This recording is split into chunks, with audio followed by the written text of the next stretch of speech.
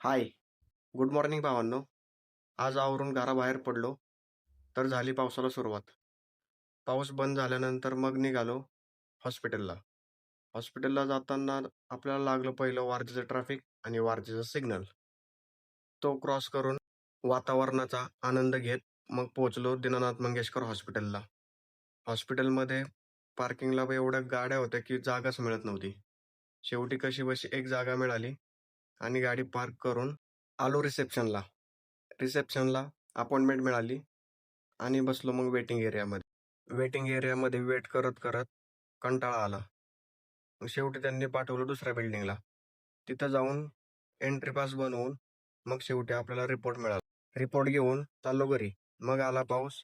मग ठेवला रिलेटिव्हकडं आणि निघालो आपल्या कर्मभूमीकडं, म्हणजे आपल्या साईटवर. साईटवर आज PCCचं काम चालू होतं आणि त्यात पाऊसही खूप होता. साईटवर समजलं की सरपंच साहेबांचा वाढदिवस होता. मग त्यांना सरप्राईज द्यायचं ठरवलं आणि केक घेतला आणि थेट त्यांच्या घरी निघालो. सरपंच साहेबांना ते एक सरप्राईजच मिळालं आणि मग येताना कैलास भेळला थोडासा चहा आणि नाश्ता करून मग घरी निघालो. जाताना बोगदा झाला होता ट्रॅफिकने खूपच जाम. मग आला घरून आईचा फोन. तिला रिपोर्ट्स घेऊन हॉस्पिटलला जायचं होतं, पण मी काय घरी पोचलो नाही. मग तिला ओला बुक करून दिली आणि निघालो. मग ढोल ताशाची प्रॅक्टिस चालू असताना दिसली. मग काय थांबलो थोडा वेळ तिथंच. ते ऐकून मंत्रमुग्ध झालो आणि निघालो.